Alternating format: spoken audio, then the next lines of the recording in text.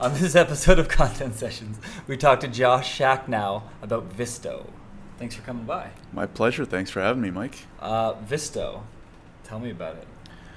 So Visto is a software platform where we create free tools to help skilled workers from around the world navigate immigration. So I'm an immigration lawyer by trade. I primarily focus on helping companies sponsor foreign workers into Canada. And there's a big problem right now, not just in Canada, but around the world. A lot of countries that are growing, their tech industries are booming, they don't have enough domestic talent. So in most countries, you can get skilled workers in two ways. One, the company could sponsor them, or two, the worker can get status on their own. The process might be a little more difficult, a little bit longer, but they can get status on their own and then hopefully find a job that way. So what we're doing is we're focusing on that second part, helping skilled workers navigate immigration on their own for free, and then once they obtain status, help them find a job with employers from the country they're hoping to move to. Okay, very cool. And how did you get into immigration law if we go back to your roots? Yeah, so a little over 2 years ago, I finished my first law job, we'll call it, out of law school. I was doing a lot of litigation, personal injury stuff that I just wasn't super motivated about. Took a little bit of time off, and I had a good friend who I grew up with, who reached out and said, hey, my dad is an immigration lawyer. He's more senior, kind of semi-retired, but he's looking for a junior to work with. Do you want to work with him? It would be just the two of you. You'd have a lot more freedom, basically run your own business type thing, with a mentor. And my friend at the time was working in tech, and he was seeing what was happening, which is the tech industry booming, not enough talent. And he said, you guys should look into some of these tech opportunities and merge the two. That was a little over 2 years ago. I still practice. I've been very lucky. It's the conversion of immigration and tech has been lucrative, let's call it. Yeah. And after working with a lot of these tech companies, helping them sponsor workers, I caught the bug and started thinking about ideas of my own. Sure. So here we are. And so so in the couple of years you've been doing it, how many people did you kind of take from point A to point B? So I want to come to, I'm allowed in. So I've done right around 100 applications, most of them being tech workers sponsored by companies. So a few dozen companies. Some of them will just sponsor one worker. Some of my clients have sponsored more than 10, but helped around 100 individuals who are either already here or outside of here get new permits or renew their permits. Got it. Yeah. And where does most of that talent coming from? Most of it, from my experience, is India and Brazil. Those answers may change depending on the lawyer you're working with. Sure. So for example, one of my very good clients happened to do a lot of recruiting in Brazil. So a good chunk are from Brazil. India seems to be the most popular for Canada amongst almost any type of application. So the one that we'll be talking about with Visto, that we're building tools to help skilled workers navigate what's called Express Entry. It's a skilled worker PR program. Last year, of the hundreds of thousands of invites that were sent out to people all over the world to come through Express Entry, 41% of them were Indian citizens. So that's a significant number. Yeah. Got it. And so now you've taken the experience of, you've seen the demand and the need, so are you moving away from practicing immigration law and you're moving to this? Are you going to marry the two? How are you thinking about that? Yeah, it's a good question. I'm slowly moving away from practicing, looking to maybe talking to some other lawyers that may be able to take on my clients, kind of pass them on type thing. The goal with Visto is to build it into ultimately solve the global tech problem, which is let's make it as easy for both sides, employees and employers, to navigate immigration and recruitment and meet their talent needs. Got it. Yeah. And so walk me through a little bit about how this product's going to work. So the way it'll work, if you think about like a Credit Karma or a Mint.com, as a user, you can go on the website and use their free tools to get some sort of value, right? Yeah. With Credit Karma, you get a free credit score, and then based on that and your results, they'll point you down certain paths for different credit cards, loans, all that stuff. Visto will be similar in that if you're a skilled worker anywhere in the world, you can go on our website, use our free tools to figure out where you'll be eligible to apply, which countries. We're starting with Canada, but down the road it'll be any country that has friendly immigration programs for skilled workers. You can use our tools for free to all the way up to actually getting your, in this case, PR in Canada, it's called permanent residence. You can get your PR for free, and then we'll match you with all the other services you'll need to make moving easier. So the big one is recruitment, hopefully help you find a job.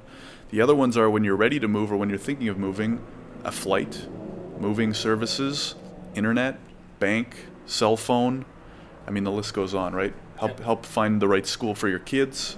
A whole bunch of other things depending on what your needs are. Got it. And so is your initial intent for this to be less of a service and more of a community? It just feels like to get somebody to come on and kind of stay the course and let you kind of take them down that path. It feels like there's a certain relationship that you have with that person. Yeah, so there's absolutely, I think relationship is a good word. I think there'll have to be a lot of trust built up.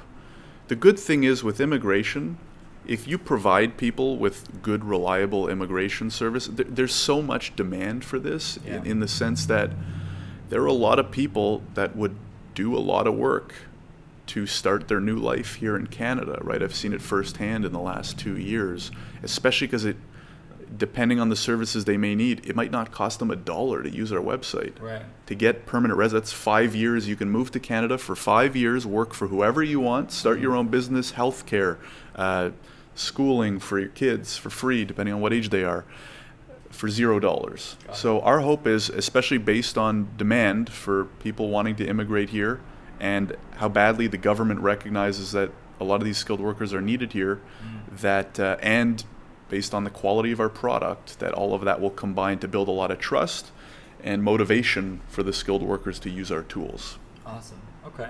And so how, like every new business, every kind of concept like this is a filling in the gap.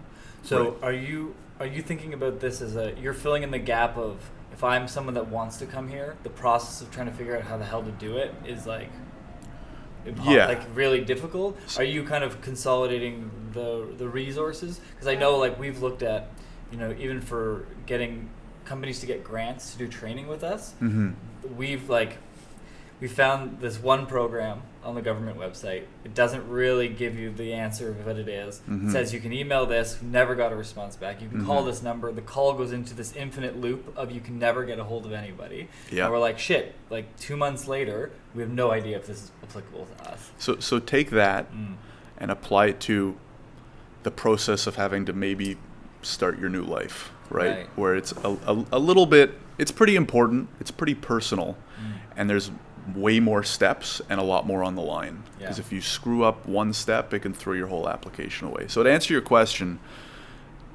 there's a lot of information online. The Immigration Canada website is okay. Good luck getting personal help through email or the phone. There is a lot of content online, a lot of it, but it's scattered all over the place. There's YouTube channels, there's blog posts like you can't imagine, Instagram pages, and a lot of it is good, don't get me wrong. I follow a lot of it to keep an eye on things and see what the market is. But you can't really go to one place for free, have everything custom to your needs, right? Because a lot of the process is relatively streamlined, but if you're bringing kids, there's different aspects. And then everyone has usually a couple nuanced questions, what do I do for this? In this case, does that apply to me? Stuff like that.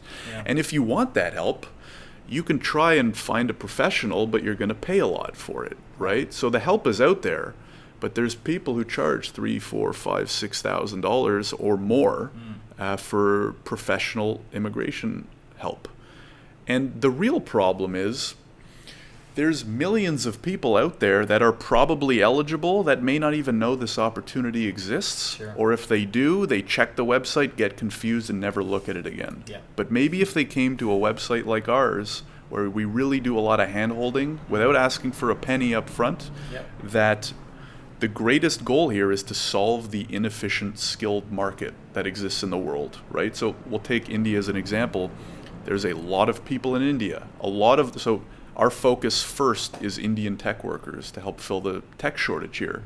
There's a high demand in Canada. By 2021, there's going to be a reported 216,000 empty tech jobs that go unfilled.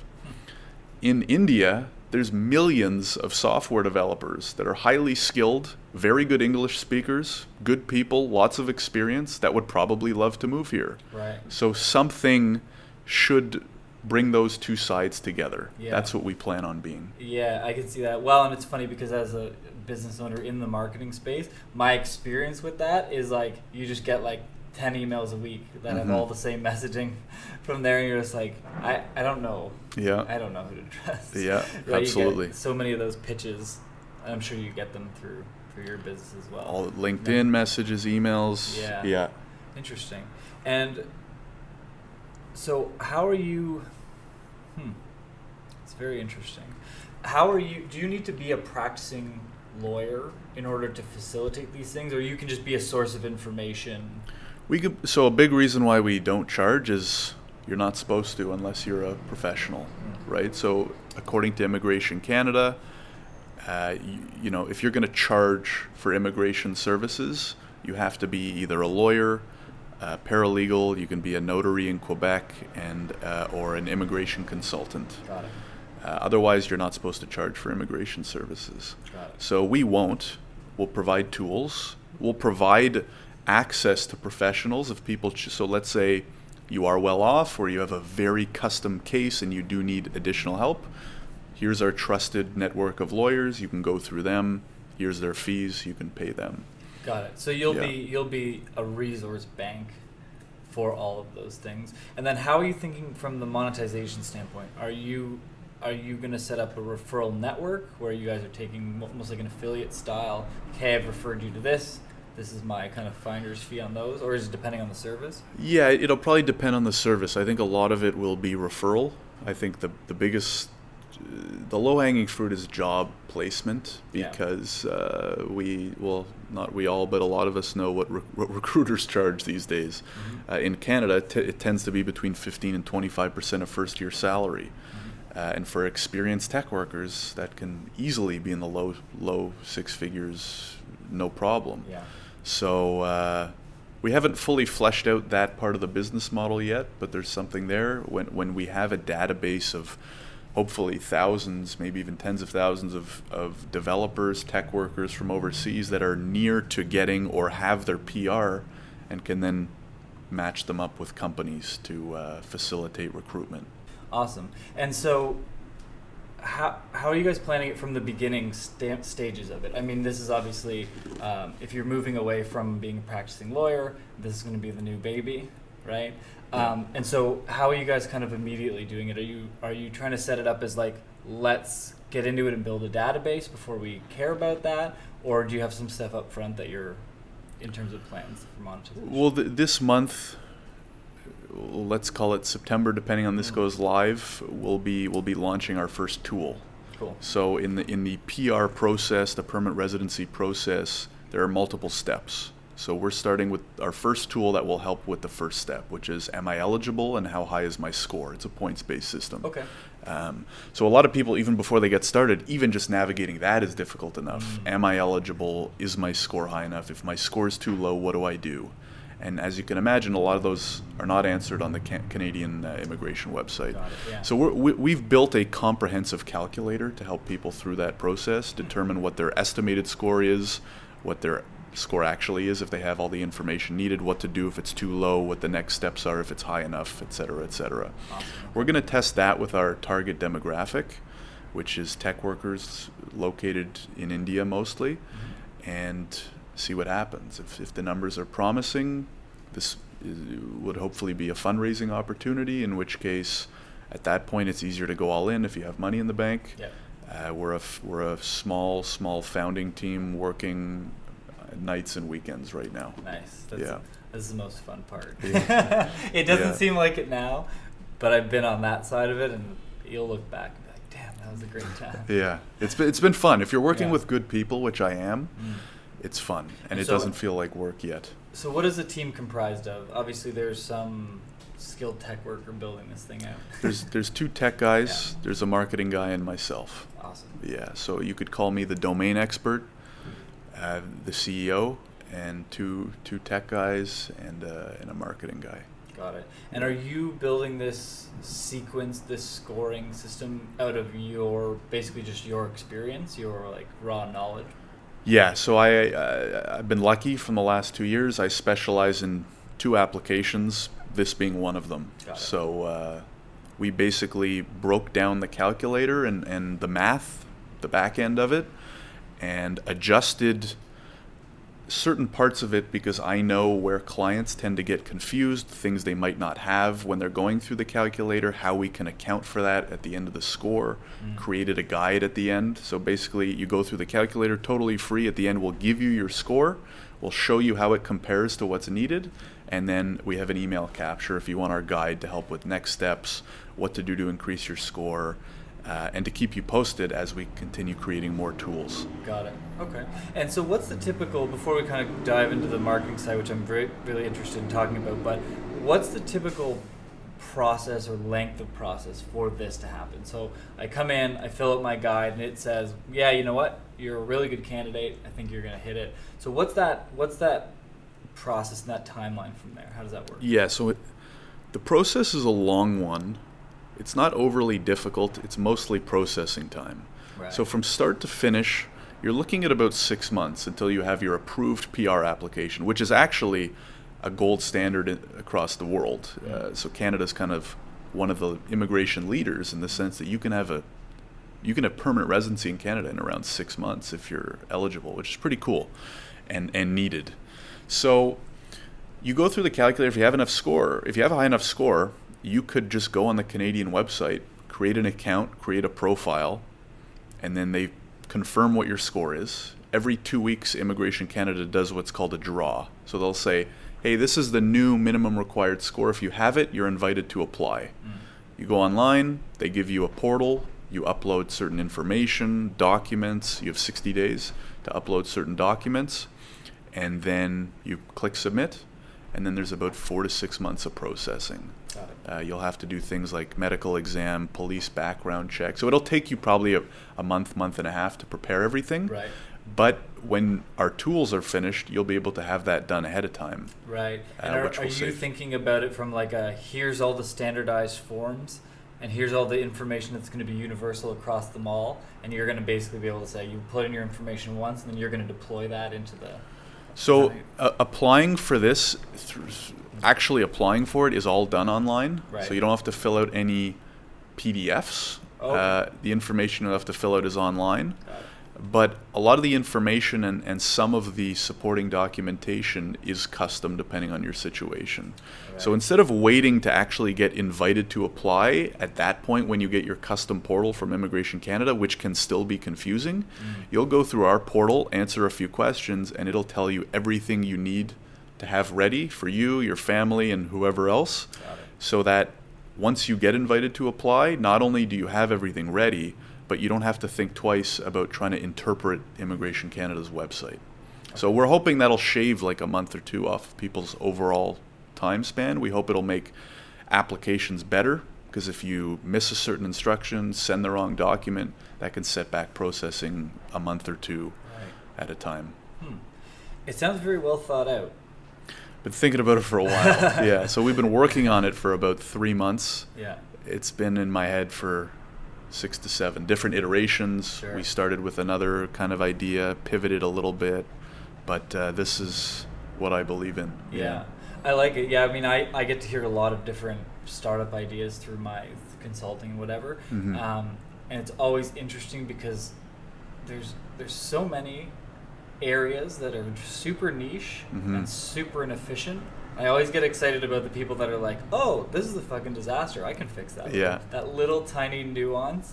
But it seems like it's something that could, it could be used universally as long as, the country has documentation and a score that you can get access to so you can understand it. Yeah, so a lot of countries have either already implemented a similar type of application or are slowly catching up. Yeah. So once we prove out the model in Canada, we take it, we go to country number 2. So for example, some of the country, New Zealand, Australia, France, Germany, Singapore, the list goes on of countries that have similar, very friendly, skilled worker targeted applications. Yeah.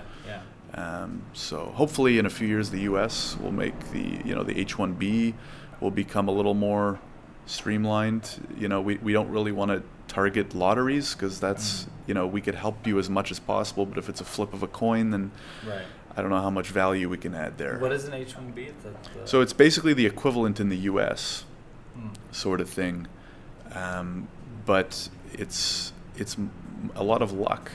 So Right. in this case, if you have a high enough score, you meet the requirements, you prepare all the documents properly, you have and you don't have a criminal background, poor medical history, there's a high chance you'll be approved. Right. We like to bank on those systems, which a lot of countries are following along with. Sweet. Mm-hmm. That's exciting. Yeah. So now we've got a product that's a very helpful, useful product. What's your kind of plan? How are you thinking about getting it out to the world? Yeah, so it's a great question. We're actually in planning right now, so this is a very timely discussion. Our thinking is a few ways. Obviously, social is an effective and relatively cheap way to do it. So get the right accounts set up. Facebook, LinkedIn are probably our first 2 for a few reasons. Yep. Number 1, a lot of users. Number 2, highly good targeting. So especially because our demographic is, to go even more specific for you, tech workers between the ages of 24 and 29 who have a postgraduate degree. Got it. So, Yeah. I mean, LinkedIn can help pretty well with that. Sure. Especially if we're targeting a certain location, because those are so if you go through the calculator, you'll see based on the questions, certain things give you more points, right? And age is part of that, yeah. Age is part of that, Sure. yeah. Any year you're older than 29, you're losing 5 points off your score, yeah. Shit. Yeah. Ageist bastards. Yeah. So, I mean, you can still easily be approved, have a high enough score in your 30s, Right. but you got to tick almost, a lot of the other boxes. Sure. Yeah, and I mean, LinkedIn's ad platform has amazing capabilities, exactly like that. And Facebook, very similar. Facebook's similar, so yeah, targeted ads, number 1. Number 2, just a little more organic in terms of content. So, blog posts creating a lot of value around this information, right? People are still very confused. They don't know where to start. So a lot of content in that regard. We're trying to prepare some really good articles and have them published in Indian news, sources where there's a big readership of tech, obviously. So we're working with one of our partners has a good connection who he's worked with in India before, who does PR there. Awesome, yeah. And I think those are probably the big 3 right now, and maybe we'll discover a few more in this conversation. Sure. Yeah, and I think from the organic side, I don't know how popular LinkedIn is in India. I don't know if you have a sense of that. I've never played in the space before, but I'd imagine that there's some traction there, because I know I get a lot of DMs from there. Yeah, so a lot of the clients, like I said, of the 100 or so I've worked with in the last 2 years, probably about half of them, maybe even more, are Indian citizens, and I have most of them on LinkedIn. Yeah. So I do keep an eye, and I mean, I like to add all my clients and connections and network on LinkedIn, but Yep. a lot of them do seem to have it.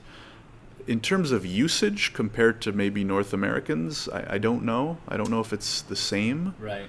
But Still relevant. I think we have a good value prop in the sense that, if we can get in front of the right people and say, hey, we have free tools. If you want to move here and get a job here. Yeah. I mean, I get messages every week on LinkedIn from people, most of them in or around India, saying, hey, can you help me find a job in Canada? Can you help me move to Canada? Just because of your job title on there. Yeah. Yeah, I bet. Yeah. Interesting. Yeah, one thing that might work, especially if you're creating a lot of practical content, and I think what you could do is almost have a mini version of a lot of the tools that you have. So that's like your entryway in, like Right. an article that walks through some of the things that they're going to use on the website anyway. Right. Hey, you ever confused about this? Like, this is how this part works. This is how Right. that part works. And I bet you could get a lot of success in LinkedIn groups. Posting in LinkedIn Right. groups. I mean, posting on yours or the businesses is only going to be able to be seen by whoever you're connected with, and then whoever Right. kind of shares. And the nice thing with LinkedIn right now is if somebody comments or likes it, it shows up inside their network, and it has a Right. pretty booming organic Right. reach. But one Yeah. thing that we found really successful is finding the right groups on LinkedIn, and especially if it's not sales driven in a way that's like, hey, we're the answer to it, and this article only works if you actually hire us, right? Right. So like real content marketing, like Right. what are the 5 things that people really need to know that are in that space? Mm-hmm. We always ask permission from whoever the group owner is. Say, hey, do you mind if we put that in there? Right. But I bet you would find, Yeah. Tech Workers of India groups. There's gotta be something. Yeah, like that. I've had some success with Facebook groups. Mhm. I haven't looked too deep into LinkedIn. I found they haven't been as active in general, but I haven't done a deep dive, especially into just tech-focused ones. The ones I'm in are immigration, Yeah. just because of the nature of the work I've been doing for the last 2 years. Mhm. So you can find Facebook groups for Express Entry, this PR program, Oh, with yeah. hundreds of thousands of members. I'm in 5 right now. One of Yeah. them has over 100,000. Now I don't know how qualified those members are for Right. the program, but a lot of groups there. I'll probably look at more tech-focused ones. The LinkedIn group's a good idea. Mm-hmm. Yeah, I haven't looked at the tech ones yet. Yeah. So that's a yeah. good one. I know for like the marketing and consulting ones, because we have a bit of a unique product offering. So I like to Mhm. just put out content in those in case someone's like, oh, you know what? I have a small client or someone I couldn't do work with because they were too small, and they Mhm. could use some training instead of having a company do marketing for them. So I Right. like the ability to kind of build the relationships with the agencies who might have to pass on something that might be a good fit for me. Absolutely. Just providing them value. Mhm. But I imagine you're going to be competing with immigration lawyers. Like, they're not going to want to help you, really. The lawyers themselves, I would imagine not. Yeah. Yeah, we're Disrupting their in a shit. way, may replace them, not completely, Yeah. because we will always offer the upsell of, have your file reviewed or have a professional do it for you. Mhm. But yeah, in a way, this could take away some of their business. So, but yeah, I think really the key is the groups focused on tech specifically, maybe not even related to Canada, but if Right. there's just, tech group, Indian tech group of Mhm. Bangalore, or maybe even city specific or Right. demographic specific. Yeah. Yeah. One other thing, and I suggested it, I've actually been suggesting it to everyone because it's just so bloody effective right now, is so you may not have the budget, or you may not have the money that you don't maybe not want to spend the money on Google, Mm-hmm. right? Like, Right. people that are looking that up because it's not known. And I don't really, if I stumble across your website versus a straight up immigration lawyer's website, I might be confused, I might be hesitant, because I don't really Right. know what this service is. And it's not that Right. common, I would imagine. Yeah, So- so we're definitely working hard on our landing page, Yep. because that's the first thing. The calculator doesn't help if you don't know what it's for, or you Yeah. might not even go through it if you don't know what it's for. So Right. trying to make it very clear, however they come through us, whether it's a Right. blog post, an ad. I think Google's actually a really good idea, especially because of I think you can be pretty highly targeted there, not just with the search terms, but the audience. Mhm. So we want them to hit the landing page and be able to fully understand, okay, this is what it's for, this is what it's going to tell me, and hopefully that'll convince them to give it a try and, Yeah. and follow into next steps. Yeah. But the service that you're offering, this product that you're making, is very unique right now, right? Like, there's very little. It's very of it. unique, yeah. So there's no other one that I know of, especially that plans on going to the extent that ours is, right? So Right. our plan isn't just to tell you your score. You can go on the Canadian website and get an estimate of your score. Right. It won't be that helpful because there's certain elements you probably won't have, and if you don't have them, it just says 0. But for us, it'll estimate based on what Okay. we probably think you'll have. Interesting. So, And yeah, other services are, hey, pay us and we'll do it for you. Yeah. Or, or you can go on YouTube and try and piece together a whole bunch of videos or blog posts. Well, YouTube is a direction that I was going to go, actually, from a paid standpoint. So people that are looking for whatever search terms on Google, whether it be immigration lawyer or how to immigrate to Canada as a tech worker, you might have a Google ad for those long tail things. Like anything like immigration lawyer Canada is going to be an expensive keyword. Yeah. And then I don't know that you're going to get that. You may get that click, but I think it's going to be, people are going to have a hard time connecting them and converting on the site right away in the early stages with what you have. Right. But what you might have is like really long tail keywords, like how do I find out my score to immigrate to Canada? And then you might be good to bid on those keywords. Right. But even if you're not buying Google ads directly from the search page, you might have a video on YouTube that explains what it is that you do. Yeah. Yeah, I mean, YouTube content in general. So you're talking about the blog post that kind of explains bits and pieces of the calculator, which I think is a great idea, and we can just convert those into videos as well. Yeah. Basically have everything in written and video form. Yeah, but even simpler than that, so here's the actual ad that you could use to drive people to sign up with you. Right. So I Google search immigration lawyer or process to immigrate to Canada as a tech worker, whatever those keywords are. There's probably a bunch of different variations of them. You may not buy a Google ad at this point, but what you might buy is a YouTube pre-roll ad. What's a YouTube pre-roll ad? You ever go on YouTube and then before your video there's a video? Yeah. So you can purchase that space. Right. And if somebody has searched for a particular thing on Google, the next time they go on YouTube, because they're connected, your video can be the video that shows up ahead of that. So if I'm looking up process or how do I calculate my score to immigrate to Canada for tech, whatever those keywords are, right. I say, hey, here's 30 different versions of that search. So anytime somebody searches that, I'm not bidding on a Google spot, but the next time they go on YouTube, I want my video to be like, hey, are you a tech worker looking to immigrate to Canada? We have this thing. Jeez. And you guys could literally make a commercial on that based on the Google search. Or it could be one of those 45-second cartoon things. It's You can play with it. Yeah. The nice thing with that is instead of Google, where if someone clicks on your Google ad, it's like $6 to $11 probably for immigration.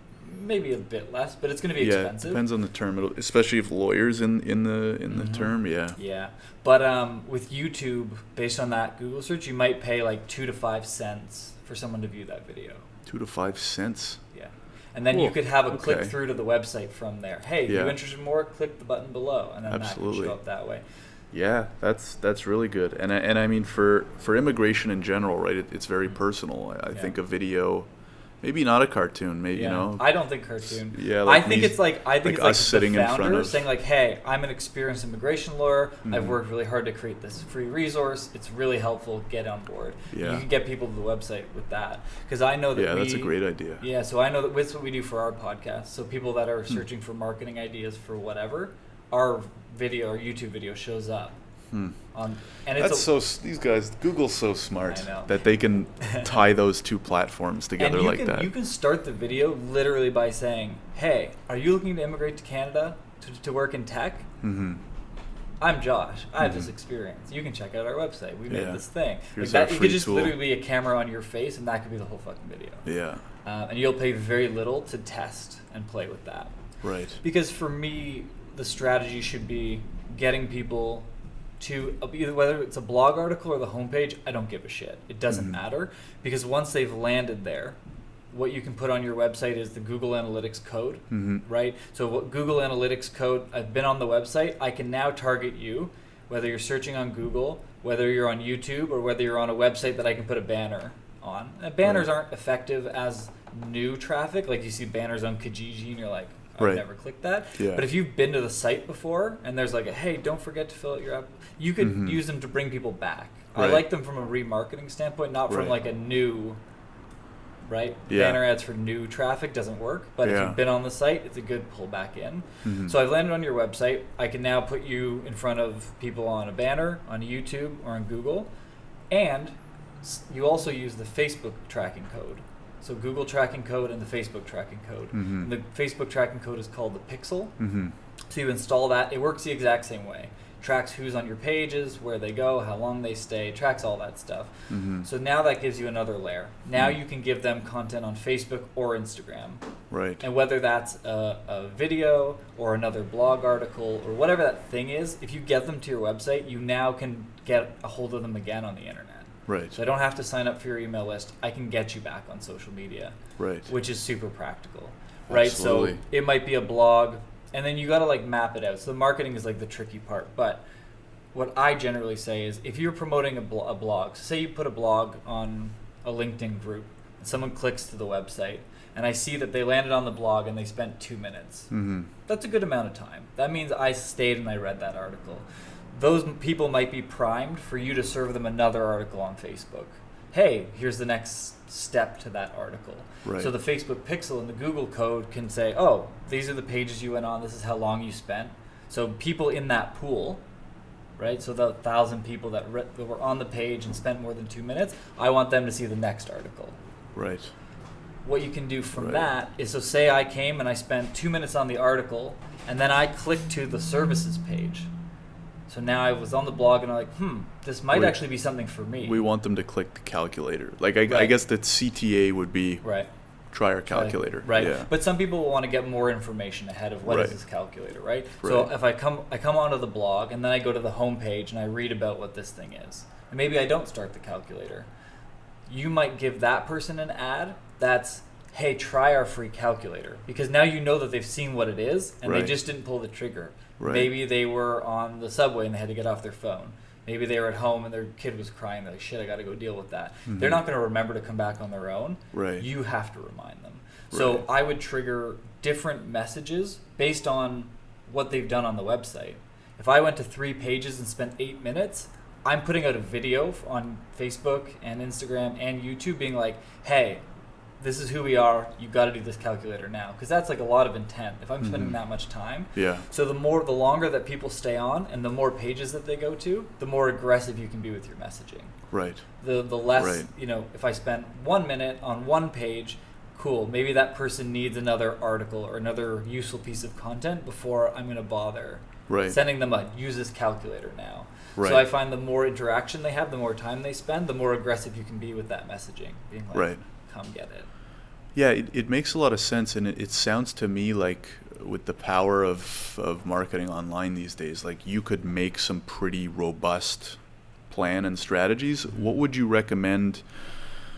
Like, how far down that rabbit hole should we go for our first launch, right? Because yes, we could do all of that, but for like a first test, especially if it's something where we're looking to get good numbers in, like, let's call it like a 2 to 4 week span, to say, hey, is this something we do want to go raise money for? Is this something we want to bootstrap, or is this something we just want to say it's not worth it? Like, how much of that, like, how in depth should we go with that? So I think the important thing to consider is what the actual buying cycle looks like.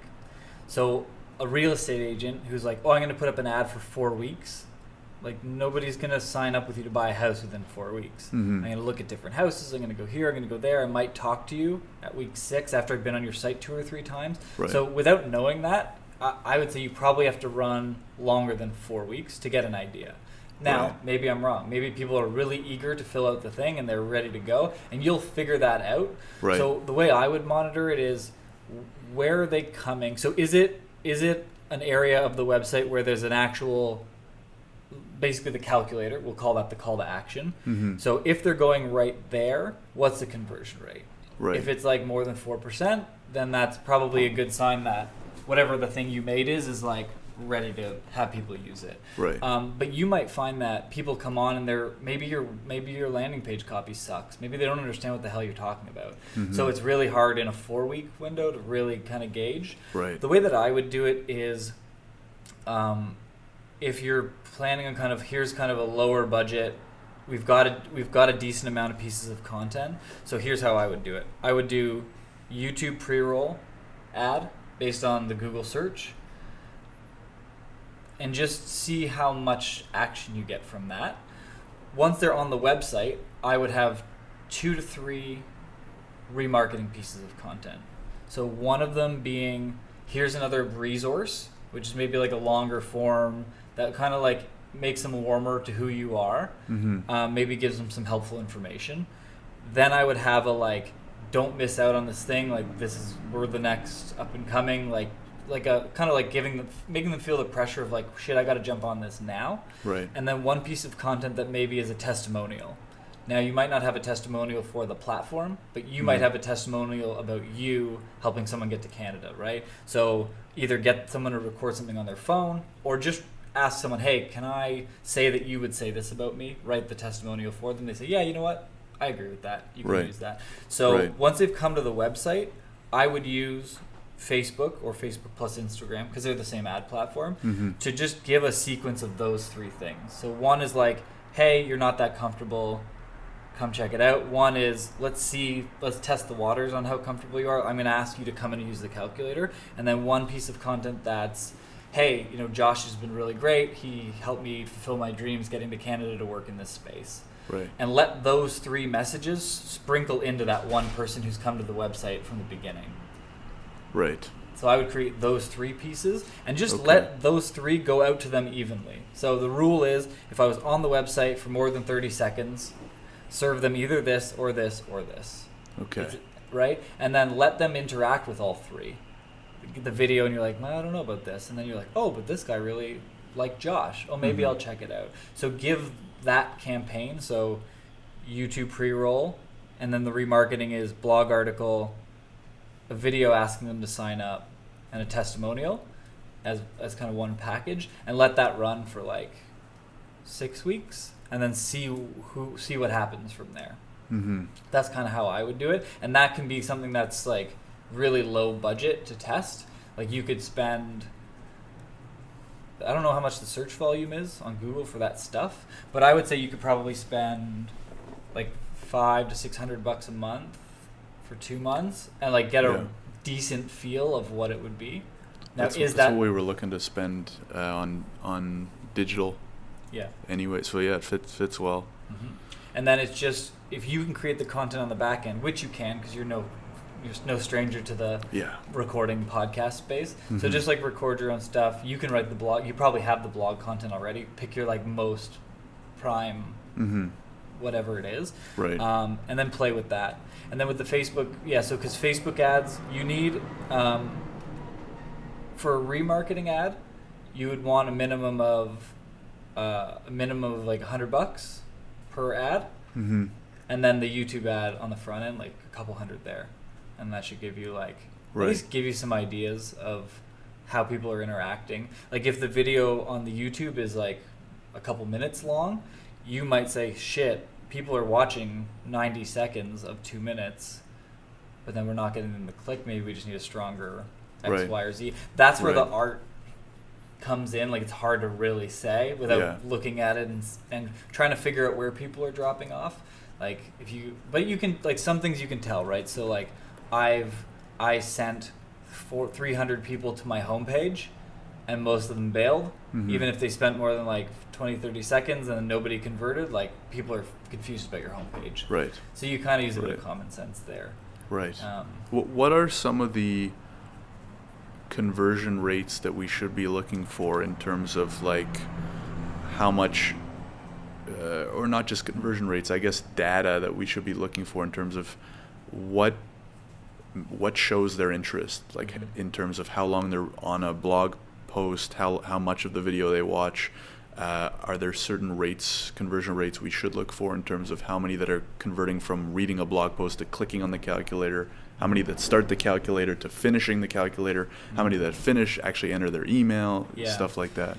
It's all super subjective. Right. And so for every industry, it's completely different, right? Like an e-commerce brand that's selling a $50 watch versus an e-commerce brand that's selling a $500 watch, it's going to be dramatically different. Right. So it's like, what is the tolerance? How long is the survey? Is it is it confusing? Is it like as well structured as it needs to be? We don't know. So I think in the beginning stages, if anybody is taking action, that's going to be a good sign. Right. Because often when you're starting a new thing, you're so sucked into it and having the user experience or answering the questions from the other side of the table without testing is like, oh no, but we know that people will interact this way. And then the real life scenario is we've got a guy who's 29 from India with a kid or two, and he can't sit there for an hour and a half straight and fill out the survey. Okay, maybe we need to be able to start the survey and save it, and then have them come back in and do it. And maybe there's an email sequence that's like, hey, don't forget to go finish that. Maybe that's what all of them look like. Right. Maybe the survey is short enough that it's 30 minutes and people can go in and punch it out. And it's like a minute. It's like a minute and a half. Yeah, it's super that's short. That's good. Okay. It's like seven different pages. Oh, then but they're one or two questions per. It's very short. Okay, so then I would say like, of the people that... Probably 1 to 2 minutes on average, let's say. So if I was just pulling numbers out of my ass, which I'm going to, I would say of the people that come to the site, because it's a specific product/service, and it's like, here's the one thing that we do, it's very specific, I would say look for about 4% conversion rate of I came to your site as a new piece of traffic or a remarketed piece of traffic. 4% should go through the action. Got it. Probably more. Like 4% is like an e-commerce. From like a blog post or the landing page? I'd say if you look at the traffic encompassed into one thing. Okay. Right? Got it. Yeah. Because I don't care about people converting off the blog post. I care about capturing that person's information in the blog post. And that might not be a sign up for our newsletter. That might be just like, I have their pixel and I've cookied them, and then I know I can send them a video being like, hey, you want to get to Canada now? Come do this thing, right? If I know I can talk to them again and it's going to cost me 7 cents to talk to them again, I don't care if they go from my blog. And one thing that a lot of companies do is they say, yeah, but I would like them from the blog to take that action and go through. And what they do is they make the content of that blog too much about, you need to use the calculator. Right. They're pushing, they're selling. And now the article that you just gave me has less relevance. And I don't know if you've experienced this on websites before, where you're reading through and you're like, shit, this is going to be an awesome resource. And then as it's going through, you're like, oh, and make sure you use this feature of our software. And you're like, fuck, you're going to make me purchase the thing to make this relevant now? Like, I'm out. Yeah. I don't care anymore. So it has to be standalone. Right. It has to be, even if you never talk to us again, this is something helpful you can take out of it. Right. At the end of that, you can say, hey, we've created this tool and it's excellent, and it will save you time if you want to take this next step, if you want to, not you have to take. Right. That's the key to content marketing. Right. It's saying, here's something that's completely unrelated to us that will help you. You could take this away and share it with your friends, and we don't care if you ever come back. You have to serve content like that. Right. You can ask them afterwards, but the content that's going to be the one that, like, someone comes on and they're like, shit, all my friends need to see this, and I'm going to share this out, and you're going to get 100 users in the next couple weeks, is that piece where it's like, this is groundbreaking. I didn't realize this, and they're not forcing something down my throat. That's the content that's going to win out. Right. And that's how all of our content goes. It's like, we do blog posts about, hey, if you're a rapper or a singer and you're trying to get your stuff noticed on Instagram more, here's exactly how we run ads for our things. And it's step by step, like, it's behind the curtain shit. Like, it's step by step with screenshots, all of our secrets. And we know that some people will take that away and will never need us again because they're like, this is great. But most of the people will try and be like, I don't quite understand how it all works, or I don't know how to read the results or go to the next level, and then they call us to hire us. Right. Content marketing. Right. So think about it like that. Yeah, that's a great approach, probably to all content. It is. And I have a question that relates to that approach, which is what I've been thinking a lot is, right now you get to the end of our calculator and it just tells you your score, and then there's an option to opt in to get the free guide for the email address. I know a lot of other websites like will give you the calculator exam quiz, and they will ask for your email address before giving you the results. What are your thoughts on the comparison between the two? The reason why I have it set up the way it is now is I hate those websites. So I go on a website, your stuff's free, but you're going to make me go through this whole questionnaire, and then I need to give you my email in order to see the results. Just from like a personal moral standpoint, I dislike that, so I didn't want to do that for Visto, but I don't know if that's a good enough reason, because obviously we're going to sacrifice some emails doing that. Yeah. And so, But I guess if we have the trackers on them anyways, it doesn't matter so much. yeah, I mean, it does, but it does matter because I think. So here's my thought: if you position it in the right way, people are not going to have a problem giving you the email to get the score, because the guidebook should come with it. right. Like it shouldn't be like I would make the guidebook a non like, it's not an option. You need to get it, and so you've provided value up front, and you aren't asking them for money. But my thinking is we're not actually giving them much value until we give them the score. Right. So the way it's set up right now is you finish it, and then the very first line is thanks for using blah, blah, blah. Your score is X. Right there, boom. That was our promise. It's a free calculator. We're going to tell you your score. And then it says, it tells you a little bit about how to interpret your score. Because if I tell you your score is 450, but you don't know anything else, then it's useless. And then the rest is, if you want to learn more about the next steps, how to increase your score, and a free guide on something that's not worth explaining here, then enter your email address. Yeah. I mean, look, I agree with you. I like the idea of giving it and then saying, by the way. I think you're going to lose out on some of the financial pieces of the puzzle, because having that email is super valuable. It has a lot of long-term value. Capturing them via a legitimate email is the unlock to the money. Right. No matter how you position it, having an email list is the most important thing. Yeah. So you may test it and see how many, but make. Okay, this is what I think is fair. If you don't want to capture the email to get the score, that's fine. But you need to make the next sequence, like, this next part is the thing that's going to actually accelerate this for you. You have to be really salesy with give us your email for the guidebook. Right. So like if you want to push this forward, if you want to get to the next steps, it's all written out in this guide here. I think you have to. Yeah. Because if you don't make people feel the pressure of I need this thing to be successful, right, then they're always just going to take the data and run. Right. And here's the thing, where I understand what you're saying. There's a frustration of like when people do that to me, I get mad. But if you think about the fact that the score is only one piece, and to genuinely give them the most value, you need them in that email sequence. It doesn't matter if some people are like, oh, well, now they're making me do this. If your intent is good, and if the real long-term help of them doing this form is the guidebook, is your next sequence of emails, is your resources that you get only if you sign up, if that is genuinely the most valuable part, then you need to force people through salesy kind of funnel. And as long as your intentions are not to like blow up their inbox and give away their information, all that stuff. If your intention is like, this genuinely is the next part and it's super important, the calculator was this great little thing and it helps them know a little bit, but like this is really the unlock, you need to get their email. Yeah. So it is, to answer part of that, it is like super important. The other thing is, I would hope that because we are providing a lot of good value with good intentions, that they will see the value in that, right? It's like, oh, I didn't understand this process. Now I understand it a little bit more. They've given me a little bit of helpful value.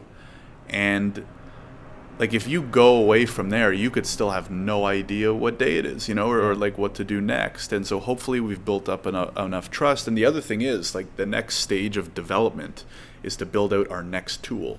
So I want the emails not so that we can run, a whole bunch of follow-up email sequences, but so that when we finish our next tool, which will help them navigate the whole application, we can let them know right away, and it's free. And I agree with you, but you may not be able to bank on people piecing that together themselves. Right. So I would test it the way you want in an ideal world. I have a feeling that you need to package it saying, and you might, so what you may want to do is instead of being like, boom, here's your score, I would almost, this is the way I would do it for now. Without forcing an email, force a click.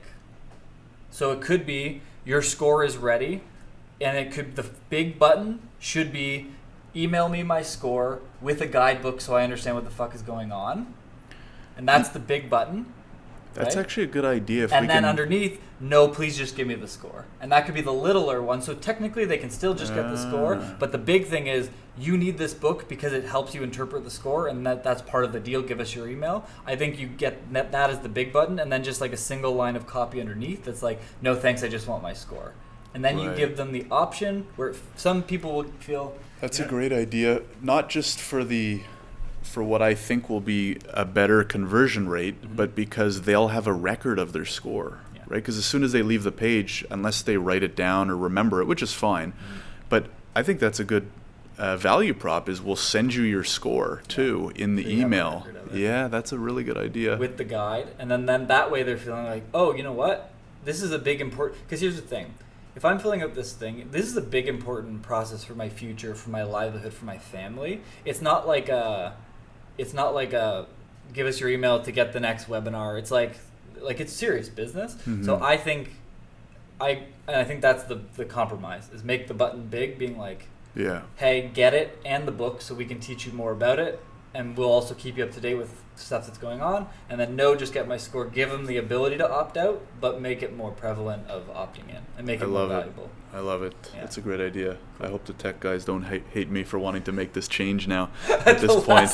Yeah. Well, we have about 2-3 weeks until we're planning to start the campaign and advertise it to, let's call it like the market. Right now it's mostly within our networks, people like you and just other people to get feedback from. Got it, yeah. So I really like that. I think it captures both goals of still giving them the option to take what they want for free and leave, and hopefully maximizing email conversion, not just to drain money from an email list because we're not even charging them anything, but to try and provide the most value.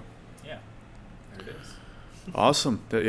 Really helpful. Do you have any kind of like my last question, I guess is a little more general, is as someone who's worked with a lot of startups, do you have any more general kind of marketing advice or approaches, especially as someone coming from I have experience working with startups, but from the legal side, which is very different from working within a startup. Yep. So any kind of general advice there, marketing or even not so? Yeah, I mean, so here's a couple things. I would say focus on one style of campaign.